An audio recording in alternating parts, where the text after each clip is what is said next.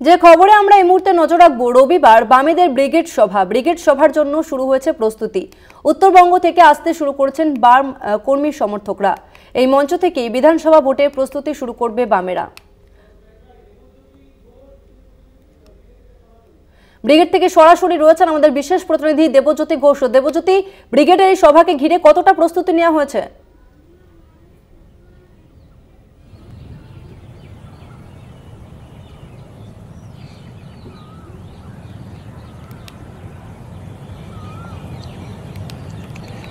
দেখো তসমিনা, রাত পোহালেই বামেদের ব্রিগেড সমাবেশ। প্রতিটি নির্বাচনের আগে তাদের এই ব্রিগেড সমাবেশ রাজনৈতিকভাবে অত্যন্ত গুরুত্বপূর্ণ হয়ে ওঠে। এবারেও তাদের কাছে এই ব্রিগেড সমাবেশ কিন্তু রাজনৈতিকভাবে অত্যন্ত তাৎপর্যপূর্ণ। কারণ শাসক দল তৃণমূল কংগ্রেস যখন এসএসসির চাকরি দুর্নীতি এবং আরজি কর নিয়ে ব্যতিব্যস্ত, সেই রকম একটি পরিবেশে বামেদের এই ব্রিগেড সমাবেশ অত্যন্ত গুরুত্বপূর্ণ হতে চলেছে। এই মঞ্চ থেকেই 2026-এর বিধানসভা নির্বাচনের রাজনৈতিক প্রস্তুতি শুরু করবে বামেরা। এই মঞ্চে কিন্তু এবারে অভিনবত্ব না থাকলেও মঞ্চটি কিন্তু আকারে যথেষ্ট বড় হয়েছে। প্রায় 50 ফুট চওড়া এবং 28 ফুট লম্বা একটি মঞ্চ তৈরি হয়েছে। ইতিমধ্যে উত্তরবঙ্গ থেকে বহু কর্মী সমর্থক তারা কলকাতায় এসে পৌঁছেছেন। তারা হয়তো বিকেলের বা সন্ধ্যার পর থেকেই ব্রিগেড বুকি হবেন। বামেদের পক্ষ থেকে এই ব্রিগেড সমাবেশে 5 লক্ষ মানুষের আগমন ঘটবে বলে বামেদের পক্ষ থেকে দাবি করা হচ্ছে। তৃণমূল কংগ্রেস ইতিমধ্যেই তাদের রাজনৈতিক প্রস্তুতি শুরু করেছে। সমস্ত রাজনৈতিক দলই 26-এর বিধানসভা নির্বাচনের প্রস্তুতি শুরু করে দিয়েছে। সেই দিক থেকে এই মঞ্চের গুরুত্ব কিন্তু অত্যন্ত রাজনৈতিকভাবে গুরুত্বপূর্ণ। তবে এই মঞ্চে কিন্তু বেশ কিছু নতুন মুখকে দেখা যাবে, যারা কিন্তু এই ব্রিগেড প্যারেড গ্রাউন্ডে বামেদের সভায় বক্তব্য রাখেননি। তাদের কাছে এই মঞ্চ কিন্তু রাজনৈতিকভাবে অত্যন্ত গুরুত্বপূর্ণ হতে চলেছে। এই রকম একটি রাজনৈতিক পরিস্থিতি যখন বিভিন্ন জায়গায় সাম্প্রদায়িক সমস্যা চলছে, চাকরি দুর্নীতি নিয়ে একের পর এক অভিযোগ আসছে, সেখানে শাসক দলের কাছে খুশির খবর মহামান্য সুপ্রিম কোর্টের নির্দেশ। সেখানে প্রায় 24,000 যারা শিক্ষকরা ছিলেন তারা কিন্তু কাজে ফিরতে পেরেছেন। অন্যদিকে এখনো পর্যন্ত শিক্ষাকর্মীরা কাজে ফিরতে পারেননি। অন্যদিকে আরও একটি জ্বলন্ত সমস্যা রয়েছে আরজি কর। যে আরজি কর সমস্যা নিয়ে 9ই আগস্ট থেকে রাজ্য উত্তাল হয়েছিল। সেই পরিস্থিতির মধ্যেই তৃণমূল কংগ্রেসের রাজনৈতিক কর্মসূচির পাশাপাশি বামেদের পক্ষ থেকেও এই ব্রিগেড সমাবেশ অত্যন্ত রাজনৈতিকভাবে গুরুত্বপূর্ণ। মঞ্চের প্রস্তুতি একেবারে চূড়ান্ত। আর কিছুক্ষণের মধ্যেই মঞ্চ একেবারে 100% প্রস্তুত হয়ে যাবে। বামেদের পক্ষ থেকে প্রথম সারির বহু নেতৃত্ব তারা মঞ্চ ইতিমধ্যেই পরিদর্শন করেছেন। ব্রিগেড প্যারেড গ্রাউন্ডে মূলত 10টি গেট রয়েছে প্রবেশ করার জন্য। সে জায়গাতে উপযুক্ত জলের ব্যবস্থা করা হয়েছে, মেডিকেল টিমকে তৈরি করে রাখা হয়েছে। কারণ বামেদের দাবি 5 লক্ষ মানুষ তারা আগামীকালের এই ব্রিগেড সমাবেশে অংশগ্রহণ করবেন। এটি অত্যন্ত রাজনৈতিকভাবে একটা গুরুত্বপূর্ণ মুহূর্ত হতে চলেছে আগামীকাল brigade parade ground. Brigade parade ground গত কয়েকটি বছরেই কিন্তু বামেরা ভরিয়েছেন, কিন্তু ভোট বাক্সে দেখা গেছে 5-6% বেশি তারা কিন্তু নির্বাচনে সাফল্য পাননি। গত বিধানসভা নির্বাচনেও তাদের ভাড়ার শূন্য। 24-এর লোকসভা নির্বাচন, সেখানেও তাদের ভাড়ার শূন্য। এই 26-এর বিধানসভা নির্বাচনের আগে ভারতীয় জনতা পার্টি যেমন রাজনৈতিক রণকৌশল নিয়েছেন, তৃণমূল কংগ্রেস ইতিমধ্যেই প্রস্তুতি শুরু করেছে। আগামীকাল বামেরাও আনুষ্ঠানিকভাবে 26-এর বিধানসভা নির্বাচনের রাজনৈতিক দামামা বাজিয়ে দেবেন। এই ব্রিগেড প্যারেড গ্রাউন্ড কি ভারতীয় জনতা পার্টির পাশাপাশি সিপিএমের পক্ষ থেকেও তাদের কাছে গুরুত্বপূর্ণ হতে চলেছে। কারণ ভারতীয় জনতা পার্টির পক্ষ থেকেও কয়েকদিনের মধ্যে ব্রিগেড সমাবেশ করা হবে বলে আজকেই সুকান্ত মজুমদার জানিয়েছেন।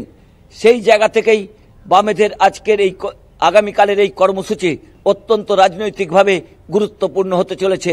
এই মঞ্চ থেকেই কি বামেরা ঘুরে দাঁড়াতে পারবে, নাকি তাদের ভোট বাক্স শূন্য থাকবে, তা জানার জন্য আরও অপেক্ষা করতে হবে।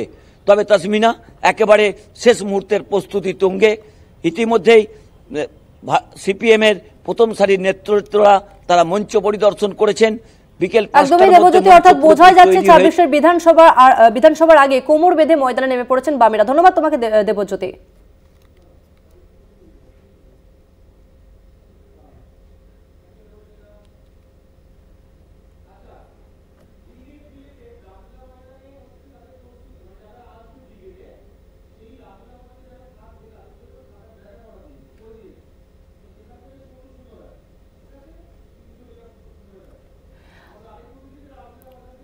আর এই মুহূর্তে রামলীলা ময়দান থেকে আমাদের আরেক প্রতিনিধি রয়েছে সত্য সুন্দর ভট্টাচার্য। সত্যদা, তুমি এই মুহূর্তে রামলীলা ময়দানে রয়েছে, সেখানকার কি ছবি ধরা পড়ছে? গতকালই রয়েছে ব্রিগেডের সভা, সেই সভার আগে রামলীলা ময়দানে মানুষজন তারা কি উপস্থিত হয়েছেন, কি দেখতে পাচ্ছ?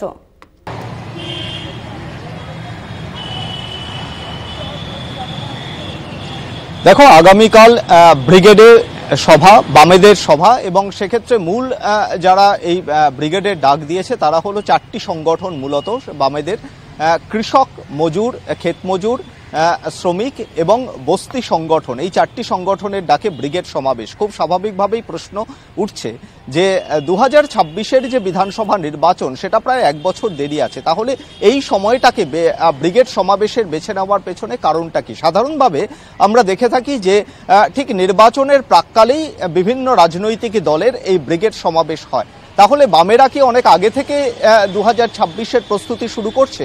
প্রশ্নটা সেই জায়গায়। তার কারণ দেখা যাচ্ছে যে বিভিন্ন যে সমস্ত ইস্যু রয়েছে, সেটা আরজিকরের ঘটনা থেকে শুরু করে সাম্প্রতিক সময়ে যে শামসেরগঞ্জের ঘটনা, এছাড়াও কেন্দ্রীয় বিভিন্ন নীতি, তার প্রতিবাদেও কিন্তু সরব হয়েছে বামেরা, পাশাপাশি রাজ্যের বিভিন্ন নীতির প্রশ্নে।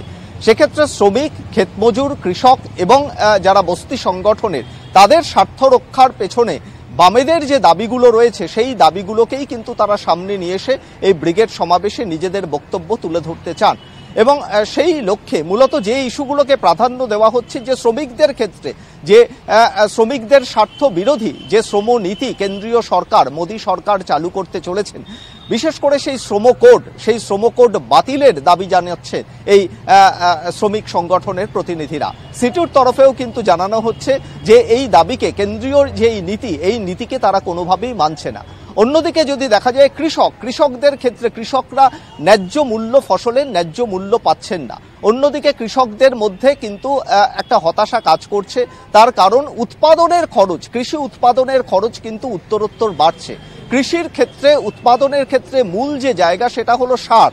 সেই সার আগে কৃষকদের তরফ থেকে, কৃষক সংগঠনের তরফ থেকে তারা দাবি জানাচ্ছেন আগে এই সারকে বন্টন করা হতো সমবায়ের মাধ্যমে, কিন্তু এখন খোলা বাজারে এই সারের দাম উত্তরোত্তর বাড়ছে এবং এই সারের দাম বাড়ার ফলে উৎপাদন খরচ বাড়ছে এবং আখেরে কিন্তু সেটা কৃষকদের ক্ষেত্রে একটা বড় আর্থিক সমস্যার কারণ হয়ে দাঁড়াচ্ছে বলে তারা মনে করছেন।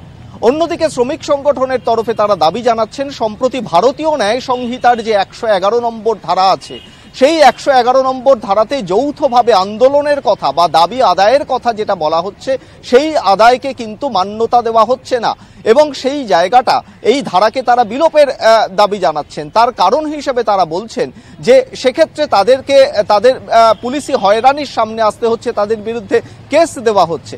অর্থাৎ একদিকে কেন্দ্রীয় যে সমস্ত নীতি রয়েছে সেটা শ্রমিক স্বার্থ বিরোধী এবং কৃষক স্বার্থ বিরোধী বলে দাবি করছে শ্রমিক এবং কৃষক সংগঠনগুলি।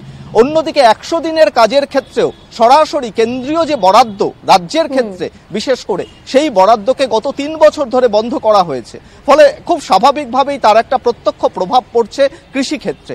সব মিলিয়ে এই সমস্ত দাবিগুলোকে একসঙ্গে রেখে আগামীকাল ব্রিগেড সমাবেশের ডাক দিয়েছে বামেদের এই কৃষক, শ্রমিক, ক্ষেতমজুর এবং বস্তি সংগঠন। তার পাশাপাশি বাম ছাত্র এবং যুব সংগঠন তারাও কিন্তু সমানভাবে এই ব্রিগেড সমাবেশে সামিল হবে এমনটাই জানা যাচ্ছে। ফলে তার একটা প্রস্তুতি শুরু হয়েছে। রামলীলা ময়দানে উত্তরবঙ্গ থেকে আগত যে সমস্ত প্রতিনিধিরা আগামীকাল ব্রিগেড সমাবেশে অংশগ্রহণ করবেন তাদের থাকার ব্যবস্থা করা হয়েছে। প্রায় উত্তরবঙ্গ থেকে প্রায় লক্ষাধিক প্রতিনিধি আগামীকালের ব্রিগেড সমাবেশে, বামেদের ব্রিগেড সমাবেশে আসবেন এমনটাই কিন্তু তারা আশা করছেন। ফলে সব মিলিয়ে সাম্প্রতিক যে সমস্ত ইস্যুগুলি রয়েছে সেই ইস্যুগুলি এবং সেই সঙ্গে কেন্দ্রীয় নীতির বিরুদ্ধে রাজ্যে যে সম্প্রতি নিয়োগ দুর্নীতি হয়েছে তার বিরুদ্ধেও কিন্তু সমানভাবে সরব হয়েছে বামেরা। ফলে এই সব ইস্যুগুলোকে সামনে রেখে আগামী বিধানসভা নির্বাচনকে মাথায় রেখে অনেক আগে থেকেই একটা প্রস্তুতি শুরু করতে চাইছে এবং সেই প্রস্তুতির বহিঃপ্রকাশ হিসাবেই আগামীকালের ব্রিগেড সমাবেশ বলে বামেদের যে 4টি সংগঠন, সেই সংগঠনের তরফ থেকে তারা জানাচ্ছেন। অসংখ্য ধন্যবাদ তোমাকে সত্যদা। আমরা কথা বললাম প্রতিনিধি সত্য সুন্দর ভট্টাচার্যের সঙ্গে।